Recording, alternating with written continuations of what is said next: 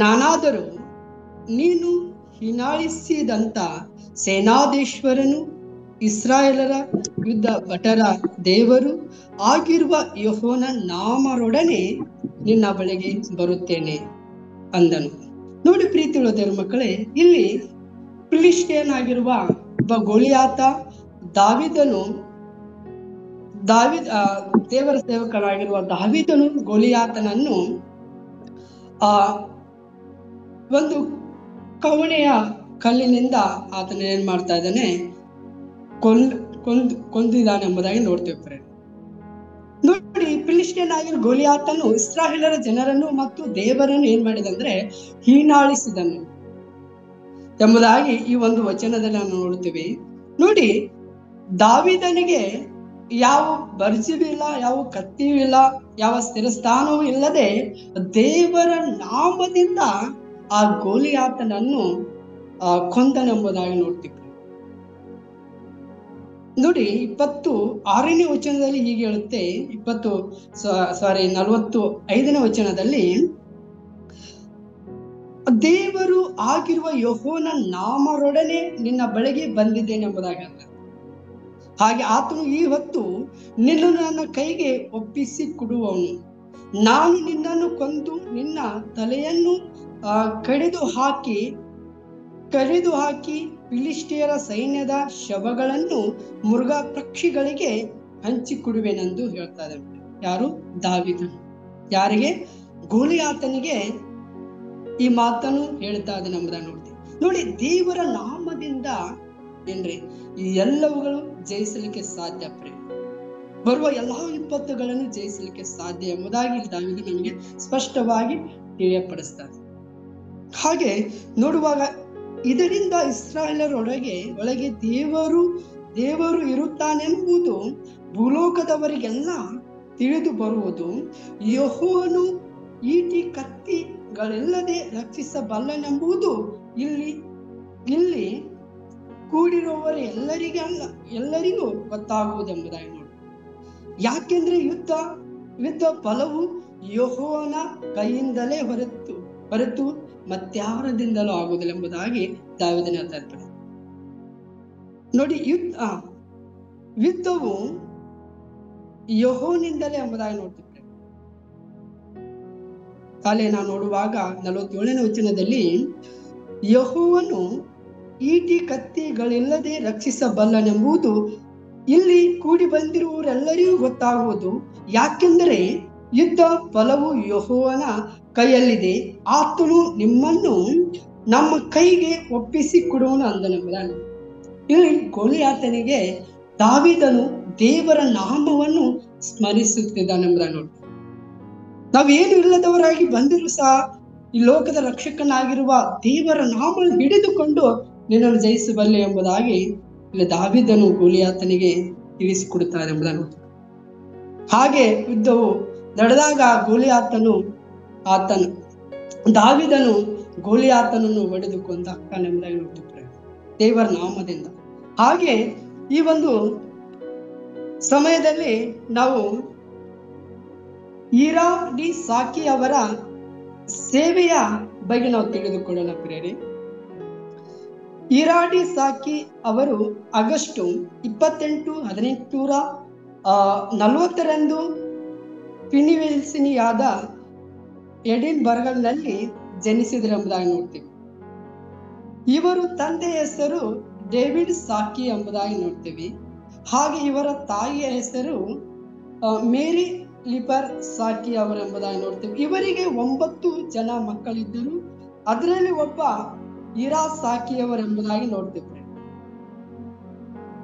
ಇವರ ತಂದೆ ಹೆಸರು ಡೇವಿಡ್ ಸಾಕಿ ಅವರು, ಇವರ ತಾಯಿ ಹೆಸರು ಮೇರಿ ಲಿಪರ್ ಸಾಕಿ ಅವರು. ಇವರಿಗೆ 9 ಜನರಲ್ಲಿ ಒಬ್ಬರಾದ ಈರಾ ಸಾಕಿ ಅವರೆಂಬುದಾಗಿ ನೋಡ್ತೀವಿ. ಮತ್ತು ಇವರು ಕ್ರೈಸ್ತ ಕುಟುಂಬದಲ್ಲಿ ಬೆಳೆದವರಾಗಿದ್ದಾರೆ ಎಂಬುದಾಗಿ ನೋಡ್ತೀವಿ. ಯಾರು? ಈರಾ ಸಾಕಿ ಅವರು ಕ್ರೈಸ್ತ ಕುಟುಂಬದಲ್ಲಿ ಬೆಳೆದವರು. ಹಾಗೂ ಇವರು ಚಿಕ್ಕ ವಯಸ್ಸಿನಿಂದಲೂ ಕ್ರಿಸ್ತನ ಹಾಡುಗಳನ್ನು ಹಾಡುತ್ತಾ ಕ್ರಿಸ್ತನ ಪ್ರೀತಿಯನ್ನು ತನ್ನ ಕುಟುಂಬದಲ್ಲಿ ತೋರ್ಪಡಿಸುತ್ತಿದ್ದಾರೆ ಎಂಬುದಾಗಿ ನೋಡ್ತೀವಿ. ಯಾರು? ಇರಾ ಡಿ ಸಾಕಿ ಅವರು ಚಿಕ್ಕ ವಯಸ್ಸಿನಿಂದಲೂ ಕ್ರಿಸ್ತನ ಪ್ರಭಾವಿತದಲ್ಲಿ ಬೆಳೆದವರಾಗಿ ಮತ್ತೆ ಹಾಡುಗಳನ್ನು ಹಾಡುತ್ತಾ ಇದ್ದರೆಂಬುದಾಗಿ ನೋಡ್ತೀವಿ. ಮತ್ತು ಅವರ ಕುಟುಂಬದಲ್ಲಿ ಕ್ರಿಸ್ತನ ಹಾಡುಗಳನ್ನು ತೋರ್ಪಡಿಸುತ್ತಿದ್ದರು ಮತ್ತು ಇದನ್ನು ನೋಡಿ ತಮ್ಮ ಕುಟುಂಬದವರು ಇವರನ್ನು ಪ್ರೋತ್ಸಾಹಿಸಿದರೆಂಬುದಾಗಿ. ಯಾರನ್ನು? ಇರಾ ಡಿ ಸಾಕಿ ಅವರನ್ನು ಅವ್ರ ಕುಟುಂಬದವರು ಏನ್ ಮಾಡಿದರು? ಪ್ರೋತ್ಸಾಹಿಸಿದರು. ಮತ್ತು ಪ್ರತಿ ದಿನ ಸಾಯಂಕಾಲದಲ್ಲಿ ಕ್ರಿಸ್ತನ ಹಾಡುಗಳನ್ನು ಹಾಡುತ್ತಾ ಇದ್ದರು. ಇವರು ಮತ್ತು 8ನೇ ವಯಸ್ಸಿನಲ್ಲಿ ಇವರು ಭಾನುವಾರ ಆರಾಧನೆಯ ಸಭೆಗೆ ಹೋಗಲು ಪ್ರಾರಂಭಿಸಿದರು. ಚಿಕ್ಕ ವಯಸ್ಸಿನಲ್ಲಿ 8ನೇ ವಯಸ್ಸಿನಲ್ಲಿ ಅವರು ಏನ್ರಿ ಭಾನುವಾರ ಆರಾಧನೆಯ ಸಭೆಗೆ ಪಾಲುಗಾರಾಗಿ ಇರುತ್ತಿದ್ದರು ಎಂಬುದಾಗಿ ನೋಡ್ತೀವಿ, ಚಿಕ್ಕ ವಯಸ್ಸಿನಲ್ಲಿ. ಮತ್ತೆ ಹಾಗೂ ಇರಾ ಡಿ ಸಾಕಿಯವರು 19ನೆಯ ವಯಸ್ಸಿನಲ್ಲಿ ಇದ್ದಾಗ ಅವರ ಹತ್ತಿರದ ಚರ್ಚ್ ಕಿಂಗ್ಸ್ ಚಾಪಲಿನಲ್ಲಿ ನಡೆದ ಪುನರುಜ್ಜೀವನ ಸಭೆಯ ಆರಾಧನೆಯಲ್ಲಿ ಪಾಲ್ಗೊಂಡರೆಂಬುದಾಗಿ. ಚರ್ಚ್ ಕಿಂಗ್ಸ್ ಚಾಪಲಿನಲ್ಲಿ ನಡೆದ ಪುನರುಜ್ಜೀವನದ ಸಭೆಯ ಆರಾಧನೆಯಲ್ಲಿ ಪಾಲ್ಗೊಂಡರು. ಅವರು ಅವರ ಹೃದಯವನ್ನು ಪರಿವರ್ತನೆ ಮಾಡಿಕೊಂಡರು. ನೋಡಿ, ಕ್ರಿಸ್ತನ ಸಭೆಯಲ್ಲಿ ಆರಾಧಿಸುವಾಗ, ಹಾಡುಗಳನ್ನು ಕೇಳುವಾಗ, ವಾಕ್ಯಗಳನ್ನು ಕೇಳುವಾಗ ಅವರ ಹೃದಯ ಏನಾಯ್ತಂದ್ರೆ ಪರಿವರ್ತನೆಗೊಂಡಿತ್ತು ಎಂಬುದಾಗಿ ಈ ಒಂದು ಅವರ ಹಿಂದಿನ ಹಿನ್ನೆಲೆಯಲ್ಲಿ ನೋಡ್ತೀವಿ. ಅವರ ಹೃದಯ ಏನಾಯ್ತು? ಪರಿವರ್ತನೆಗೊಂಡಿತ್ತು. ಹಾಗೂ 1 ವರ್ಷದ ನಂತರ ಕುಟುಂಬವು ನ್ಯೂಯಾರ್ಕ್ ಕಾಶಿಗೆ ಸ್ಥಳಾಂತರಗೊಂಡರು. ಹಾಗೂ ಅಲ್ಲಿ ಇರಾ ಸಾಕಿಯವರು ಮೆಥೋಡಿಸ್ಟ್ ಎಪಿಸ್ಕೋಪಲ್ ಚರ್ಚಿಗೆ ಸೇರಿದರೆಂಬುದಾಗಿ. 1 ವರ್ಷದ ನಂತರ ಮೆಥೋಡಿಸ್ಟ್ ಎಪಿಸ್ಕೋಪಲ್ ಚರ್ಚಿಗೆ ಸ್ಥಳಾಂತರಗೊಂಡರೆಂಬುದಾಗಿ. ಹಾಗೆ ಅನಂತರ ನೋಡುವಾಗ ನ್ಯೂಯಾರ್ಕ್ ಕಾಶಿಗೆ ಹಿಂದಿರುಗಿದ ನಂತರ ಇರಾ ಸಾಕಿ ಒಬ್ಬ ಸ್ಥಳೀಯ ಗಾಯಕರಾಗಿ ಮಾರ್ಪಟ್ಟರೆಂಬುದಾಗಿ. ನ್ಯೂಯಾರ್ಕ್ ಕಾಶಿಗೆ ಹಿಂದಿರುಗಿದ ನಂತರ ಇರಾ ಸಾಕಿ ಒಬ್ಬ ಸ್ಥಳೀಯ ಗಾಯಕನಾಗಿ ಮಾರ್ಪಟ್ಟರೆಂಬುದಾಗಿ ನೋಡ್ತಿದ್ರಲ್ಲಿ. ಹಾಗೆ ಮಾರ್ಪಟ್ಟರು. ಚರ್ಚ್ಗಳು ಮತ್ತು ಪುನರುಜ್ಜೀವನರ ಸಭೆಗಳಲ್ಲಿ ಹೆಚ್ಚಿನ ಬೇಡಿಕೆಯಾಗಿ ಮಾರ್ಪಟ್ಟರೆಂಬುದಾಗಿ. ಎಲ್ಲಾ ಸಭೆಗಳಲ್ಲಿ ಅವರು ಏನಾದರು? ಹೆಚ್ಚಿನ ಒಬ್ಬ ಸೇವಕರಾಗಿ ಮಾರ್ಪಟ್ಟರೆಂಬುದಾಗಿ. ಅಂದ್ರೆ ಹಾಗೆ ನಾವು ನೋಡುವ ಅನಂತರ ನೋಡುವಾಗ 1867ರಲ್ಲಿ YMCA ಅಂದರೆ ವಿಶ್ವದಾದ್ಯಂತ ಯುವ ಸಂಘಟನೆ ಎಂದು ಕರೆಯಲಾಗಿದೆ. ಆ ಸ್ಥಳೀಯ ಶಾಖೆಯನ್ನು ರಚಿಸಿದಾಗ ಇರಾ ಸಾಕಿ ಇದರ ಕಾರ್ಯದರ್ಶಿಯಾಗಿ ಮಾರ್ಪಟ್ಟರೆಂಬುದಾಗಿ. 1867ರಲ್ಲಿ YMCA ಅಂದರೆ ವಿಶ್ವದಾದ್ಯಂತ ಯುವ ಸಂಘಟನೆ ಎಂದು ಕರೆಯಲಾಗಿದೆ. ಆ ಸ್ಥಳೀಯ ಶಾಖೆಯನ್ನು ರಚಿಸಿದಾಗ ಇರಾ ಸಾಕಿ ಅದರ ಕಾರ್ಯದರ್ಶಿಯಾಗಿ ಹೋದರೆಂಬುದಾಗಿ ನೋಡ್ತಿದ್ರಿ. ಮತ್ತು ಅನಂತರ ಅದರ ಅಧ್ಯಕ್ಷರಾದ ನಂತರ 1870ರಲ್ಲಿ ಇಂಡಿಯಾನಾ ಪೊಲೀಸಿನಲ್ಲಿ ನಡೆದ ಅಂತಾರಾಷ್ಟ್ರೀಯ ಸಮ್ಮೇಳನದಲ್ಲಿ ಇವರು ಪ್ರತಿನಿಧಿಯಾಗಿ ಮಾರ್ಪಟ್ಟರೆಂಬುದಾಗಿ. 1870ರಲ್ಲಿ ಇಂಡಿಯಾನಾ ಪೊಲೀಸಿನಲ್ಲಿ ನಡೆದ ಅಂತಾರಾಷ್ಟ್ರೀಯ ಸಮ್ಮೇಳನದಲ್ಲಿ ಇವರು ಪ್ರತಿನಿಧಿಯಾಗಿ ಮಾರ್ಪಟ್ಟರು. ಅಂದ್ರೆ ಅವರನ್ನು ಒಂದು ಸ್ಥಳದಲ್ಲಿ ಏನ್ ಮಾಡಿದರು? ಆಹ್ವಾನಿಸಿಕೊಂಡರೆಂಬುದಾಗಿ ನೋಡ್ತಾರೆ. ಒಬ್ಬ ಅಧ್ಯಕ್ಷರನ್ನಾಗಿ ಮಾರ್ಪಟ್ಟರೆಂಬುದಾಗಿ ನೋಡ್ತಿದ್ದಾರೆ.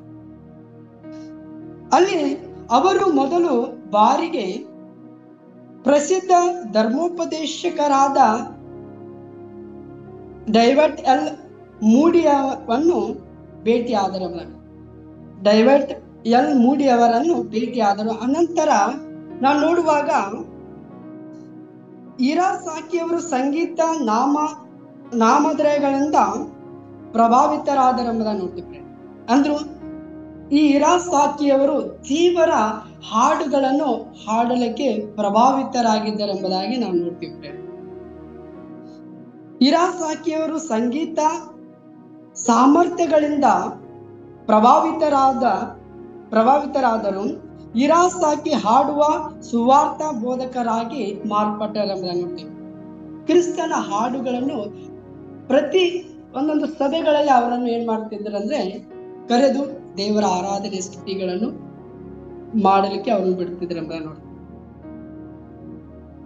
ಸುವಾರ್ಥ ಬೋಧಕರಾಗಿ ತಮ್ಮ ಸಚಿವಾಲಯಕ್ಕೆ ಸೇರಲು ಅವರನ್ನು ಆಹ್ವಾನಿಸಿದರು. ಆ ಪಾಲುದಾರಿಕೆಯು ಅವರಿಬ್ಬರ ಪರಂಪರೆಯನ್ನು ರೂಪಿಸಿತು. ಅಂದ್ರೆ ನೋಡಿ, ನಾವು ನೋಡ್ತೀವಿ ಇಲ್ಲಿ ಮೂಡಿಯವರ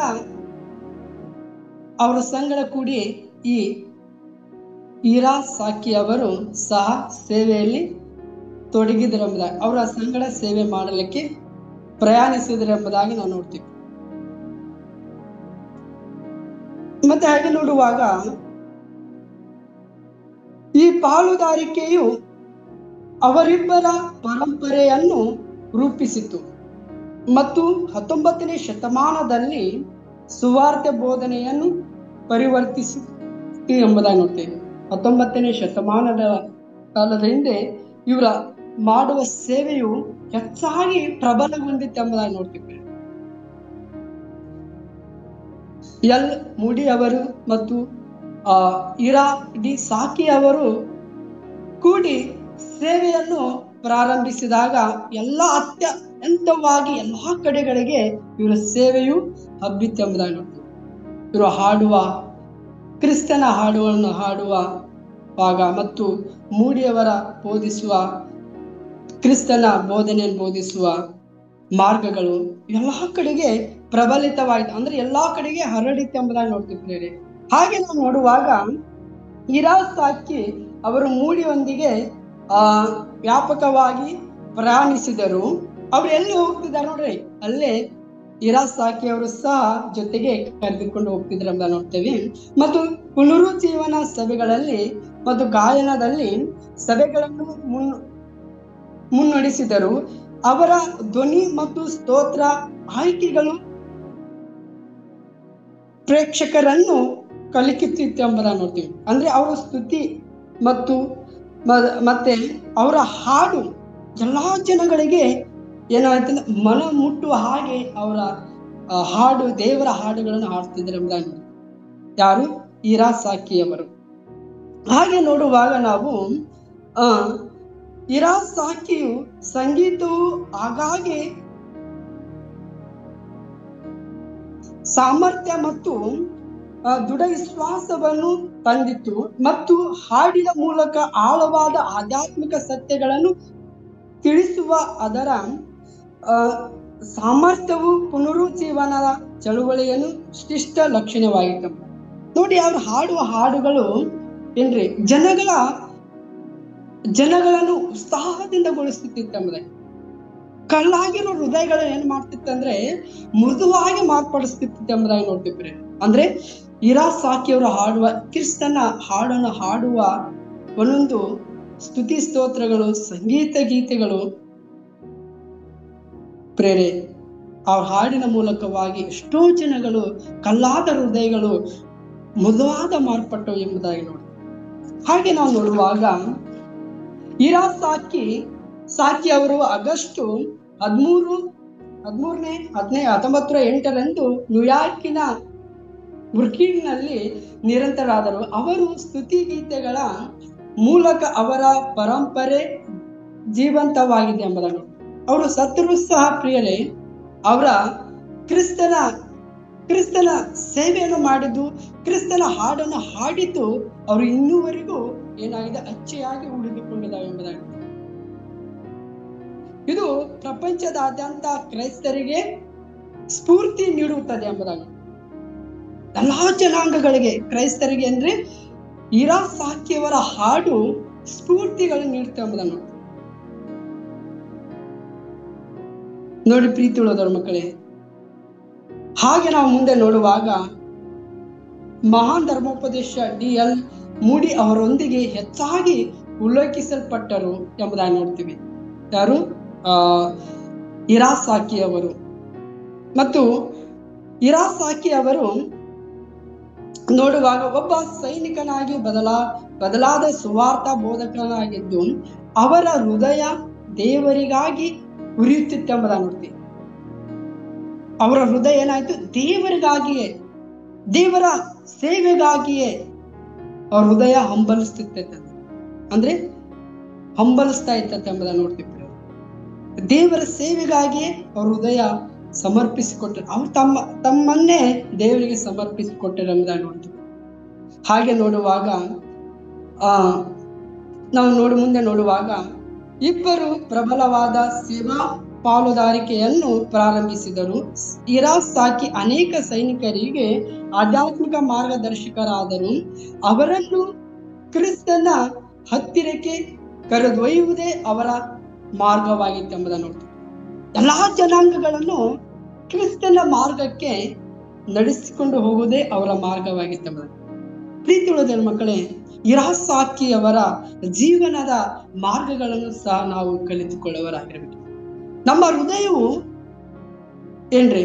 ಸೇವೆಗಾಗಿ, ನಶಿಸುವುದು ಆತ್ಮಗಳಿಗಾಗಿ ಹಂಬಲಿಸ್ತಾ ಇರಬೇಕು ಮತ್ತು ದೇವರ ಮಾರ್ಗಗಳನ್ನು ಎಲ್ಲಾ ಜನಾಂಗಗಳಿಗೆ ಪ್ರಬಲಿಸಬೇಕೆಂಬುದಾಗಿ ನಮ್ಮ ಮಾರ್ಗವಾಗಿರ್ಬೇಕೆಂಬುದಾಗಿ ದೇವರ ಬಯಸುವನಾಗಿದೆ. ನೋಡಿ, ಇರಾಸಾಕಿಯವರ ಮಾರ್ಗವು ದೇವರಿಗಾಗಿಯೇ ತನ್ನ ಹೃದಯ ಹಂಬಲಿಸ್ತಿದ್ದ. ಹಾಗೆ ನಾವು ಮುಂದೆ ನೋಡುವಾಗ ಕ್ರಿಸ್ತನ ಹತ್ತಿರಕ್ಕೆ ಕರೆದೊಯ್ಯುವುದೇ ಪುನರುಜ್ಜೀವನದ ಹಾಡುಗಳನ್ನು ಅವರಿಗೆ ಕಲಿಸಿದರು ಎಂಬುದಾಗಿ.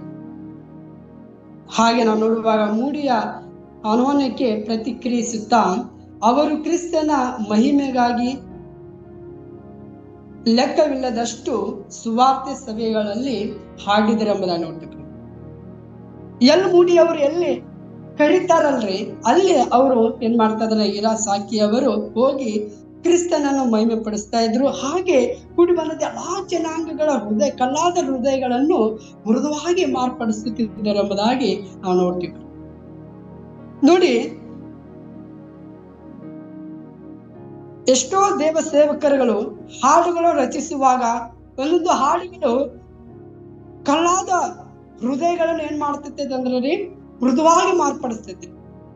ಅಂದ್ರೆ ಭಾರವಾದ ಹೃದಯಕ್ಕೆ ಏನ್ರಿ ದೇವರು ನಮಗೆ ಭಾರವನ್ನು ಇಳಿಸುವಂತ ಹೃದಯನಾಗಿ ಮಾರ್ಪಡಿಸ್ತಾ ಎಂಬುದನ್ನು ನೋಡ್ತೀವಿ. ಒಂದೊಂದು ಹಾಡುಗಳು ನಾವು ಕೇಳುವಾಗ ಪಾಸ್ಟರ್ ಕಾಶಿಲಾಸ್ ಸರ್ ಅವ್ರದ್ದು ಹಾಡುಗಳನ್ನು ನೋಡ್ತೀವಿ.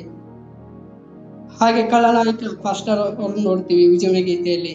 ಇನ್ನು ನಾನಾಂತರವಾದ ಸೇವಕರ ಹಾಡುಗಳು ಕೇಳುವಾಗ ಕಲ್ಲಾದ ಹೃದಯಗಳು ಏನಾಗ್ತವೆ? ಮೃದುವಾಗಿ ಮಾರ್ಪಡ್ತಾ ಎಂಬುದನ್ನು ನೋಡ್ತೀವಿ.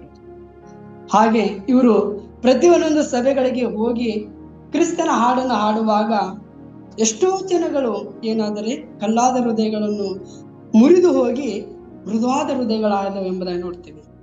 ಹಾಗೆ ನಾವು ಮುಂದೆ ನೋಡುವಾಗ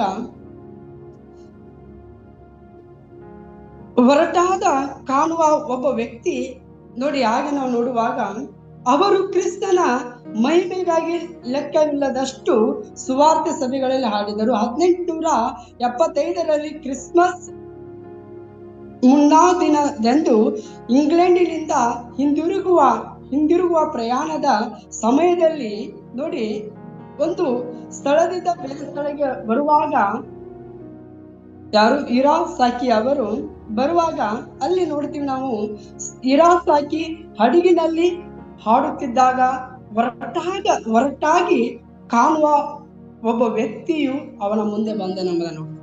ಯಾರು? ಇರಾಸಾಕಿ ಅವರ ಮುಂದೆ.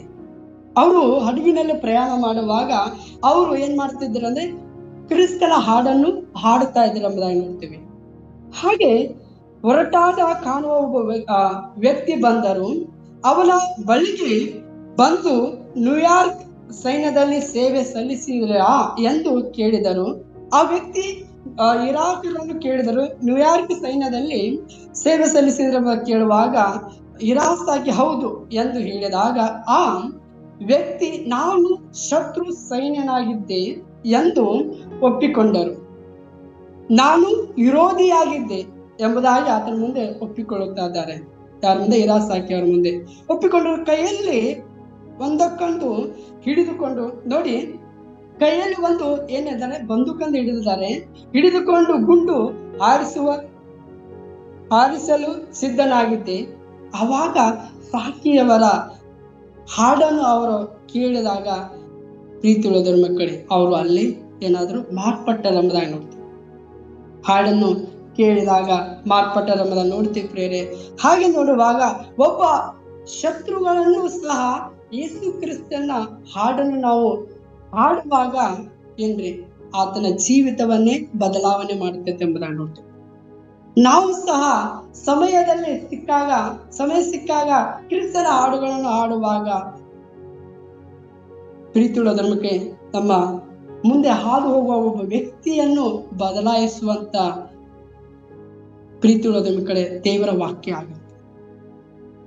ಹಾಗೆ ನಮ್ಮ ಮುಂದೆ ನೋಡುವಾಗ ಆ ಶತ್ರು ಸೈನ್ಯವಾಗಿರುವ ಒಬ್ಬ ವ್ಯಕ್ತಿಯು ಸಹ ಏನಾದ್ರೆ ಬದಲಾವಣೆ ಹೊಂದಿಕೊಂಡನೆಂಬುದನ್ನು ನೋಡ್ತೀವಿ. ಆದರೆ ನೀವು ಸ್ತೋತ್ರವನ್ನು ಹಾಡುವುದನ್ನು ಕೇಳಿದಾಗ ಅವನಿಗೆ ಏನ್ರಿ ಒಳ್ಳೆಯ ಮಾರ್ಗದರ್ಶಿ ಆಗಿರುವಂತ ಮಾರ್ಗವನ್ನು ಕಾಣುತ್ತೆಂಬುದನ್ನು ನೋಡ್ತಿದ್ದೇವೆ. ಆ ಹಾಡು ವ್ಯಕ್ತಿಯ ಜೀವನವನ್ನು ಉಳಿಸಿತು ಮತ್ತು ವರ್ಷದ ನಂತರ ಅದು ಆ ಮನುಷ್ಯನನ್ನು ಕ್ರಿಸ್ತನಲ್ಲಿ ಮೋಕ್ಷಕ್ಕೆ ಕರೆದೊಯ್ಯುತ್ತೆಂಬುದನ್ನು ನೋಡ್ತೀವಿ. ಹಾಗೆ ಇರಾಸಾಕಿಯ ಸಂಗೀತದ ಮೂಲಕ ಅನೇಕರು ಪಾಪದಿಂದ ತಿರುಗಿ ಯೇಸುವಿನಲ್ಲಿ ಹೊಸ ಜೀವನವನ್ನು ಪ್ರಾರಂಭಿಸಿದರು. ಪ್ರೀತಿಯುಳ್ಳ ಮಕ್ಕಳೇ, ಇರಾಸಾಕಿಯವರು ಹಾಡುವ ಒಂದೊಂದು ಹಾಡಿನಲ್ಲಿ ಪ್ರಿಯರೇ ಏನ್ರಿ, ಪಾಪದ ಜೀವಿತವು ಮುರಿಯಲ್ಪಟ್ಟು ಹೊಸ ಜೀವಿತಗಳಾಗಿ ಮಾರ್ಪಡುವುದಾಗಿತ್ತೆಂಬುದಾಗಿ ನೋಡ್ತೀವಿ. ಪಾಪದಿಂದ ತಿರುಗಿ ಅಂದ್ರೆ ಕ್ರಿಸ್ತನ ಹೊಸ ಜೀವನದಲ್ಲಿ ಪಾಲುಗಾರಾಗಿ ಜೀವಿಸಿದ್ರ. ಪ್ರತಿಯೊಂದೊಂದು ಸಭೆಗಳಲ್ಲಿ, ಪ್ರತಿಯೊಂದೊಂದು ಊರುಗಳಲ್ಲಿ, ಪ್ರತಿಯೊಂದೊಂದು ದೇಶಗಳಲ್ಲಿ ಅವರು ಸಭೆಗಳನ್ನು ಸಂಧಿಸುವಾಗ ಅವರ ಸ್ತುತಿ ಗೀತೆಗಳನ್ನು ಕೇಳಿ ಎಷ್ಟೋ ಜನಗಳು ಒಳ್ಳೆಯರ ಮಾರ್ಗದಲ್ಲಿ ಮಾರ್ಪಟ್ಟರೆಂಬುದನ್ನು. ಹಾಗೆ ನಾವು ನೋಡುವಾಗ ಪ್ರಿಯರೇ, ನಿಮ್ಮ ಜೀವನ ಮತ್ತು ಸೇವೆಯ ಮೂಲಕ ಈತರು ಕ್ರಿಸ್ತನನ್ನು ತಿಳಿಸಿಕೊಳ್ಳಬೇಕೆಂಬುದಾಗಿ ನೋಡ್ತೀವಿ. ನೋಡಿ, ನಮ್ಮ ಜೀವನವು ಸಹ ಪ್ರೀತಿಯುಳ್ಳದರ ಮಕ್ಕಳೇ ಇರಾಸಾಕಿಯ ಹಾಗೆ ಮಾರ್ಪಡುವವರಾಗಿರ್ಬೇಕೆಂಬುದಾಗಿ ನೋಡ್ತೀವಿ. ಹಾಗೆ ನಾವು ನೋಡುವಾಗ ಇರಾಸಾಕಿಯರ ಸತ್ಯವೇದದ ಉಲ್ಲೇಖಗಳು ಜೀವನ ಕೀರ್ತನೆಯಲ್ಲಿ ನೋಡ್ತೀವಿ. 95ನೇ ಕೀರ್ತನೆ 1ನೇ ವಚನದಲ್ಲಿ ನಾವು ನೋಡ್ತೀವಿ, ಬನ್ನಿರಿ ಯೆಹೋವನ ಉತ್ಸಾಹ ಧ್ವನಿ ಮಾಡೋಣ, ನಮ್ಮ ರಕ್ಷಕನಾದ ಶರಣನಿಗೆ ಜಯಘೋಷ ಮಾಡೋಣ ಎಂಬುದಾಗಿ. ಇರಾಸಾಕಿಯವರು ಈ ವಚನವು ಅವರಿಗೆ ಮನತಟ್ಟಿದ ಹಾಗೆ ನಾವು ನೋಡುವಾಗ ಪ್ರೀತಿಯುಳ್ಳ ಮಕ್ಕಳೇ, ಪ್ರತಿ ಒಂದೊಂದು ನಮ್ಮ ಸಭೆಗಳಲ್ಲಿ ಕ್ರಿಸ್ತನ ಆಧ್ಯಾತ್ಮಿಕವಾಗಿರುವಂತಹ ಹಾಡುಗಳನ್ನು ಹಾಡಿ ಪ್ರೇರೆ ದೇವರನ್ನು ನಾವು ಮಹಿಮೆ ಪಡಿಸಬೇಕೆಂಬುದಾಗಿ ದೇವರು ವಾಕ್ಯ ಹೇಳುತ್ತೆ. ದೇವರು ಮಹಿಮೆ ಪಟ್ಟಾಗ ಪ್ರೇರೆ ಕಲ್ಲಾದ ಹೃದಯಗಳ ಆತ್ಮಗಳು ಮೃದುವಾಗಿ ಮಾರ್ಪಡ್ತಾ ಎಂಬುದಾಗಿ ನೋಡ್ತೇವೆ. ಹಾಗೆ ನಾವು ನೋಡುವಾಗ ಇರಾಸಾಕಿಯ ಜೀವನದಿಂದ ನಾವು ಕಲಿತುಕೊಳ್ಳುವುದೇನೆಂದ್ರೆ, ನೋಡಿ, ದೇವರ ಮಹಿಮೆಗಾಗಿ ನಿಮ್ಮ ಉಡುಗೊರೆಗಳನ್ನು ಬಳಸಬೇಕು. ನೋಡಿ, ದೇವರು ಒಬ್ಬೊಬ್ಬರಿಗೆ ಒಂದೊಂದು ತಲಾಂತಗಳನ್ನು ಕೊಟ್ಟಿದ್ದಾನೆ. ಆ ತಲಾಂತವನ್ನು ನಾವು ದೇವರ ಸೇವೆಗೆ ಉಪಯೋಗಿಸ್ಕೋಬೇಕೆಂಬುದನ್ನು ನೋಡ್ತೀವಿ. ನೋಡಿ, 1ನೇ ಕೊರಿಂಥ 12ನೇ ಅಧ್ಯಾಯ 7ರಿಂದ 13ನೇ ವಚನದಲ್ಲಿ ನೋಡ್ತೀವಿ ಪ್ರೇರೆ, ಒಬ್ಬರಿಗೆ ಒಂದೊಂದು ತಲಾಂತವನ್ನು ದೇವರು ಕೊಟ್ಟಿದ್ದಾನೆ. ಆ ತಲಾಂತಗಳನ್ನು ನಾವು ದೇವರ ಸೇವೆಗೆ ಉಪಯೋಗಿಸ್ಕೋಬೇಕೆಂಬುದಾಗಿ ದೇವರ ವಾಕ್ಯ ನಮಗೆ ಪ್ರಕಟಿಸ್ತಾ ಇದೆ ಎಂಬುದಾಗಿ ನೋಡ್ತೀವಿ. ನೋಡಿ, ಸಾಕಿಯ ದೇವರ ಸೇವೆ ಮಾಡಲು ತನ್ನ ಸಂಗೀತ ಪ್ರಬಲತೆಯನ್ನು ನಮ್ಮ ಕ್ಷೇತ್ರ ಅಥವಾ ಕರೆಯ ಹೊರತಾಗಿಯೂ ನಮ್ಮ ಕೌಶಲ್ಯಗಳನ್ನು ಆತನ ಸೇವೆಗೆ ಅರ್ಪಿಸಲು ನಮಗೆ ಪ್ರೋತ್ಸಾಹಿಸಿದೆ ಎಂಬುದಾಗಿ. ಹಾಗೆ ನಾವು ನೋಡುವಾಗ ಮುಂದುವರಿಸಿ ನೋಡುವಾಗ ನೋಡಿ, ಪ್ರತಿ ಒಬ್ಬೊಬ್ಬರಿಗೆ ಒಂದು ತಲಾಂತವನ್ನು ಕೊಟ್ಟಿದ್ದಾರೆ ದೇವರು. ಆ ತಲಾಂತವನ್ನು ನಾವು ದೇವರ ಸೇವೆಗೆ ಉಪಯೋಗಿಸಬೇಕು. ವಾಣಿಗಳ ಆಡುವಂತ ತಲಾಂತ, ಹಾಡುಗಳನ್ನು ಆಡುವಂತ ತಲಾಂತ, ಬೋಧಿಸುವಂತ ತಲಾಂತ. ಪ್ರೇರೆ ಹಾಗೆ ನಾವು ಮುಂದುವರಿಸಿ ನೋಡುವಾಗ ನೋಡಿ, ಇಲ್ಲಿ ಅಪೊಸ್ತಲರ ಕೃತ್ಯಗಳಲ್ಲಿ 16ನೇ ಅಧ್ಯಾಯ 25ನೇ ವಚನದಲ್ಲಿ ಹೀಗೆ ನೋಡ್ತೀವಿ ನಾವು. ದೇವರ ವಾಕ್ಯ ಹೀಗೆ ಹೇಳುತ್ತೆ ನೋಡಿ, ಪೌಲ ಸೀಲರನ್ನು ಸೆರೆಮನೆಯಲ್ಲಿ ಹಾಕಿರುವಾಗ ದೇವರು ಅವರನ್ನು ಹೇಗೆ ಬಿಡಿಸಿದ್ರೆಂಬುದಾಗಿ ನೋಡ್ತೀವಿ ಪ್ರೇರೆ. ನೋಡಿ 25ನೇ ವಚನದಲ್ಲಿ, ಮಧ್ಯರಾತ್ರಿ ಪೌಲ ಸೀಲನು ಪ್ರಾರ್ಥನೆ ಮಾಡುವವರಾಗಿ ದೇವರಿಗೆ ಸ್ತುತಿ ಪದಗಳನ್ನು ಹಾಡುತ್ತಿದ್ದರು. ಸೆರೆಯಲ್ಲಿದ್ದವರು ಲಕ್ಷ್ಯವಿಟ್ಟು ಕೇಳುತ್ತಿದ್ದರು. ನೋಡಿ, ಪೌಲ ಸೀಲರನ್ನು ಏನ್ ಮಾಡಿದ್ರು, ಒಂದು ಸೆರೆಮನೆಯಲ್ಲಿ ಬಂಧಿಸಲ್ಪಟ್ಟಾಗ ಅವರು ನಾವ್ ಯಾಕೆ ಸೆರೆ ಮೇಲೆ ಬಿದ್ದೆವು ನೊಂದುಕೊಳ್ಳಲಿಲ್ಲ. ಅಲ್ಲಿ ಸಹ ಏನ್ ಮಾಡಿದ್ರು, ಅವರು ಸ್ತುತಿ ಪದಗಳನ್ನು ಹಾಡುವಾಗ ಅಲ್ಲಿ ಏನಾದ್ರೆ ಅಲ್ಲಿ ಸುತ್ತಮುತ್ತಲಿ ಬೇಲಿ ಹಾಕಿರುವ ಎಲ್ಲಾ ಜನಾಂಗಗಳು ಏನಾದ್ರೂ ಮಾರ್ಪಟ್ಟರೆಂಬುದನ್ನು ನೋಡಿ. ಪೌಲ ಸೀಲರು ಪ್ರಾರ್ಥನೆ ಮಾಡುವವರಾಗಿ ದೇವರಿಗೆ ಸ್ತುತಿ ಪದಗಳನ್ನು ಹಾಡುತ್ತಿದ್ದರು. ಸೆರೆಯಲ್ಲಿದ್ದವರು ಲಕ್ಷ್ಯವಿಟ್ಟು ಕೇಳುತ್ತಿದ್ದ. ಅಂದ್ರೆ ಅವರು ಹಾಡುವ ಪ್ರತಿಯೊಂದು ಸ್ತುತಿ ಪದಗಳನ್ನು ಆ ಸೆರೆಯಲ್ಲಿದ್ದವರು ಎಲ್ಲರೂ ಕೇಳುತ್ತಿದ್ದಾರೆ ನೋಡ್ತೀವಿ. ಹಾಗೆ ಕೇಳುವಾಗ ಅಕಸ್ಮಾತ್ತಾಗಿ ಮಹಾ ಭೂಕಂಪ ಉಂಟಾಯಿತು. ಸೆರೆಮನೆಯ ಅಸ್ಥಿವಾರಗಳು ಕದಲದವು. ಅದೇ ಕ್ಷಣದಲ್ಲಿ ಕದಗಳೆಲ್ಲ ತೆರೆದವು. ಎಲ್ಲರೂ ಬೇಡಿಗಳು ಕಳಿಸಲ್ಪಟ್ಟವು ಎಂಬುದನ್ನು ನೋಡಿ. ಅವರು ಮಾತ್ರ ಪೌಲ ಸೀಲರ ಸೆರೆಮನೆ ಮಾತ್ರ ಏನ್ರಿ ಮುರಿಯಲ್ಪಡಲಿಲ್ಲ. ಅಕ್ಕಪಕ್ಕದಲ್ಲಿ ಸೆರೆಮನೆಯಲ್ಲಿ ವಾಸ ಮಾಡಿ ಎಲ್ಲಾ ಜನಾಂಗಗಳ ಬೀಡಿಗಳೇನಾದವು ಕಳಿಸಲ್ಪಟ್ಟವು ನೋಡಿ. ಅಷ್ಟು ಸ್ತುತಿ ಪದಗಳಲ್ಲಿ ಏನ್ರಿ ನಮಗೆ ಬಿಡುಗಡೆ ಇದೆ. ನಿಮ್ಮ ಜೀವಿತವು ಸಹ ಪ್ರೀತಿ ಮಕ್ಕಳೇ, ಕ್ರಿಸ್ತನ ಹಾಡುಗಳು ನಮ್ಮ ಬಾಯಿಯಲ್ಲಿ ಇರುವಾಗ, ಈ ತರ ಅನ್ಯ ಜನಗಳ ಮುಂದೆ ಹಾಡುವಾಗ ಅವರ ಕಲ್ಲಾದ ಹೃದಯಗಳು ಸಹ ಏನಾದ್ರೂ ಮಧುರವಾಗಿ ಮಾರ್ಪಡ್ತವೆ ಎಂಬುದಾಗಿ ನಾವು ಈ ವಾಕ್ಯದಲ್ಲಿ ನೋಡ್ತೇವೆ. ಹಾಗೆ ಆ ಸೆರೆಮನೆ ಯಜಮಾನನು ಸಹ ಓಡಿ ಹೋದ್ರ ಎಂಬುದಾಗಿ ತಿಳಿದುಕೊಂಡು ಆತನು ಆತ್ಮಹತ್ಯೆ ಮಾಡಿಕೊಳ್ಳುತ್ತಾದ. ಕತ್ತಿತ್ತು ಒಂದು ಕತ್ತನ್ನು ಕೊಯ್ದುಕೊಳ್ತಾದ.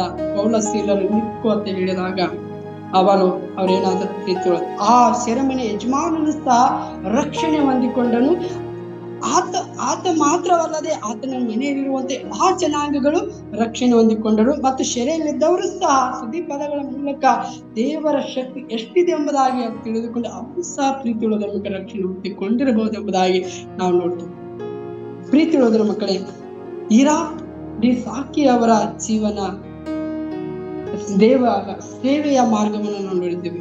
ಅವರು ಹೋಗುವ ಪ್ರತಿಯೊಂದು ಸ್ಥಳಗಳಲ್ಲಿ ಕ್ರಿಸ್ತನ ಹಾಡುಗಳನ್ನು ಹಾಡುವಾಗ, ದೇವರ ಪದಗಳನ್ನು ಹೇಳುವಾಗ ಕಟ್ಟಲ್ಪಟ್ಟಂತ ಎಲ್ಲಾ ದುಷ್ಟ ಬಂಧನಗಳು ಏನಾಗ್ತಿತ್ತು ಅಂದ್ರೆ ಮುರಿಯಲ್ಪಡ್ತಿದ್ದೆ ಎಂಬುದನ್ನು ಪ್ರೀತಿ ಉಳ್ಳೋದ್ರ ಮಕ್ಕಳೇ, ಸಾಕಿಯವರ ಸೇವೆಯ ಮಾರ್ಗಗಳಲ್ಲಿ ಸಹ ನಾವು ಪಾಲುಗಾರಾಗಿದ್ದುಕೊಂಡು ನಾವು ಸಹ ಪ್ರೀತಿ ಉಳ್ಳೋದ್ರ ಮಕ್ಕಳೇ, ಹಾಡಿನ ಮೂಲಕವಾಗಿ, ವಾಕ್ಯಗಳ ಮೂಲಕವಾಗಿ ಬಂಧಿಸಲ್ಪಟ್ಟಂತೆ ಎಲ್ಲಾ ದುಷ್ಟನ ಬೇಡಿಗಳನ್ನು ಗುರಿ ಹಾಕಲ್ಪಡಬೇಕೆಂಬುದಾಗಿ ದೇವರ ವಾಕ್ಯ ತಿಳಿಪಡಿಸ್ತದೆ.